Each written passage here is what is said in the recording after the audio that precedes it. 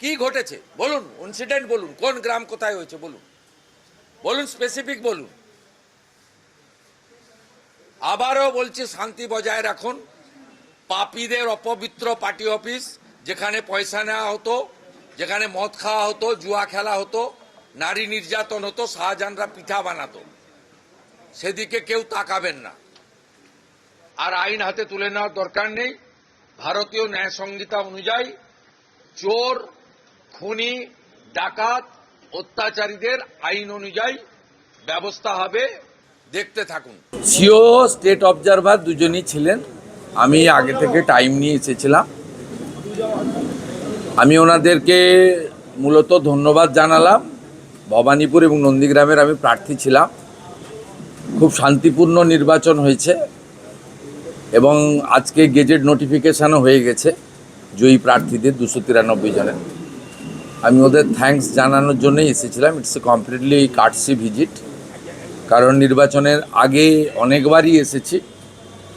SIR চলাকালীন বা বর্তমান সিও দায়িত্ব নেওয়াকালীন অনেক পক্ষে বিপক্ষে যুক্তি তর্ক অনেক কিছু হয়েছে। ফাইনালি গণতন্ত্রের যে মহোৎসব, অর্থাৎ বিশ্বের সর্ববৃহৎ গণতান্ত্রিক দেশ ভারতবর্ষের যে নির্বাচন, পশ্চিমবঙ্গে যেটা ইনাদের তত্ত্বাবধানে কেন্দ্রীয় সুরক্ষা বাহিনী, রাজ্য পুলিশ, কলকাতা পুলিশ, নির্বাচন কর্মী সবাই মিলে করতে পেরেছে, তার জন্যই ধন্যবাদ জ্ঞাপন আমি ওনাকে করেছি। আর বিশেষভাবে ভবানীপুরে এমন ভোটারদের আমি পেয়েছি যারা গত 10 বছর 15 বছর ভোট দিতে পারেননি। তাদের হাউসিংয়ে তালা লাগিয়ে রাখা হতো, তাদের বলে দিয়ে আসা হতো ভোট দিতে আসবেন না। তারা এবারে অনেকে ভোট দিয়েছেন। 45টা বড় হাউসিং ছিল, 20টাতে ইনসাইড হাউসিং পোলিং বুথ এবারেই প্রথম হয়েছে, যদিও আইনে এটা ছিল আগে থেকে।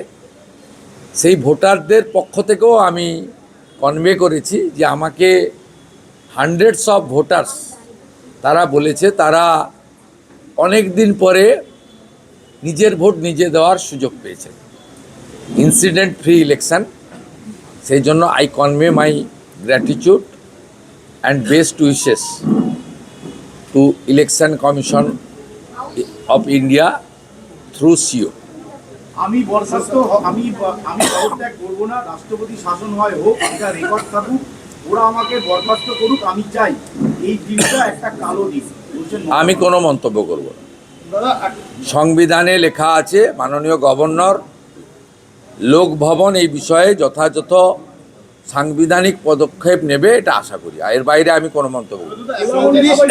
আপনাদের কাছে উনি প্রাসঙ্গিক হতে পারেন, পশ্চিমবাংলার রাজনীতিতে উনি এখনো অপ্রাসঙ্গিক।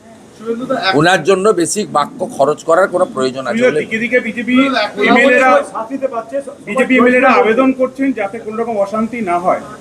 এই ইতিমধ্যে কমিশনে বেশ কিছু পদক্ষেপ নিয়েছে, আপনি কোনো বার্তা দেবেন? কোনো অশান্তি খুব বড় কিছু হয়নি। 2021 এবং 2023-এর পঞ্চায়েতের সময় যা হয়েছিল, আমি ডিফেন্ড করছি না। দেখুন, আমাদের রাজ্য সভাপতি লাগাতার বলছেন, আমিও আজকে দেখেছেন নন্দীগ্রামে থ্যাঙ্কস গিভিং সিরেমনিতে ক্লিয়ার বলেছি যে ওদের ওই পাপীদের অফিসে হাত দেওয়ারও দরকার নেই। সেটা তো আমাদের স্ট্যান্ড। এটা তো আপনি মমতা ব্যানার্জি তার পার্টি থেকে শোনেননি 2021-এর 2রা মের পর থেকে। তখন তো উনি বরঞ্চ শপথ নিতে গিয়ে 6 তারিখে বলেছিলেন সাংবাদিকদের যে আমি তো 4 দিন ক্ষমতায় ছিলাম না, ইলেকশন কমিশন ক্ষমতায় ছিল, আমার দায়িত্ব তো ছিল না। উনি কথা বলেছিলেন। আজকে দায়িত্বশীল বিরোধী দল হিসেবে বা শাসক দল হিসেবে পরিণত হওয়া বিজেপি, তার সর্বোচ্চ পোস্ট হচ্ছে রাজ্য সভাপতি। তিনি প্রথম দিন থেকে লাগাতার বলছেন, আমিও গতকাল বলেছি, আজকে আমি প্রকাশ্যে জনসভাতে বলেছি। আপনি আমাকে বলুন তো, 2021 সালে 12,000 এফআইআর হয়েছিল, 57 জন মারা গেছিল। আপনি আমাকে বলুন number of death, number of. আমি ডিজিপিকে ফোন করলাম, এই দুপুরবেলা ফোন করেছি ডিজিপিকে, আল্লাহ আপনার এফআইআর কত হয়েছে বলুন। বলো ফিউ নাম্বার, 50টা এফআইআরই হয়নি, 12,000 এফআইআর হয়েছে, ভবানী ভবনে পড়ে আছে। রিটায়ার্ড জাস্টিস মঞ্জুলা চেল্লুরের নেতৃত্বে কমিশন করে দিয়েছিল, 100% এফআইআরকে এফআরটি করে দিয়েছেন। ওই ফাইলগুলো খোলাবো। কি ঘটেছে বলুন, ইনসিডেন্ট বলুন, কোন গ্রাম কোথায় হয়েছে বলুন, বলুন, স্পেসিফিক বলুন। আবারও বলছি, শান্তি বজায় রাখুন। পাপীদের অপবিত্র পার্টি অফিস, যেখানে পয়সা নেওয়া হতো, যেখানে মদ খাওয়া হতো, জুয়া খেলা হতো, নারী নির্যাতন হতো, শাহজাহানরা পিঠা বানাতো, সেদিকে কেউ তাকাবেন না। আর আইন হাতে তুলে নেওয়ার দরকার নেই। ভারতীয় ন্যায় সংহিতা অনুযায়ী চোর, খুনি, ডাকাত, অত্যাচারীদের আইন অনুযায়ী ব্যবস্থা হবে, দেখতে থাকুন। দাদা এই রিলেটেড একটা জিনিস জিজ্ঞেস করব। দাদা পড়াশোনায় মারা গিয়েছে। কি বলবেন? এখনো কিছু গুন্ডা রয়ে গেছে। ভারতীয় জনতা পার্টি সরকার তৈরি হওয়ার পরে দলমত নির্বিশেষে ধর্ম সম্প্রদায়ের ঊর্ধ্বে উঠে গুন্ডা দমন হবে। এই জন্যই মাননীয় নরেন্দ্র মোদীজি বলে গেছিলেন যে এখানে জঙ্গল রাজ নয়, মহাজঙ্গল রাজ হয়েছে আছে। তা মহাজঙ্গল রাজকে পরিষ্কার করতে গেলে এই ধরনের ঘটনা, বিচ্ছিন্ন ঘটনা ঘটছে। এখনো কিছু গুন্ডা রয়ে গেছে। তৃণমূল কংগ্রেস এন্টার জঙ্গলমহল রিজিন, বাঁকুড়া, পশ্চিম মেদিনীপুর অবিভক্ত, ইনক্লুডিং ঝাড়গ্রাম, পুরুলিয়াতে ছিল না। সেই কারণে 2009 সালে যখন তৃণমূল 19, তার জোটসঙ্গী কংগ্রেস 6, তার জোটসঙ্গী এসইউসিআই একটা সিট পায়, সেদিনও কিন্তু পশ্চিম মেদিনীপুর ইন্দ্রজিৎ গুপ্ত, ঝাড়গ্রাম থেকে ডাক্তার পুলিন বাসকে,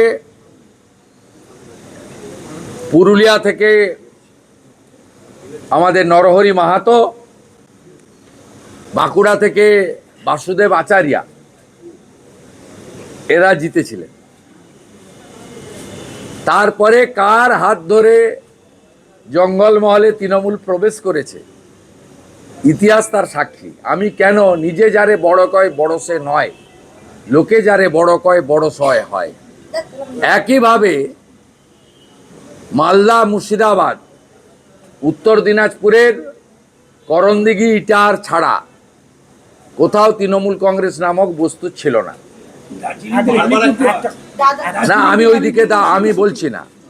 ওখানে 2014 লোকসভা ভোটে তৃণমূল প্রার্থীরা থার্ড হয়েছিল। মোহাম্মদ আলী, ইদ্রিস আলী, ইন্দ্রনীল সেন, মোয়াজ্জেম হোসেন, সৌমিত্র রায়রা।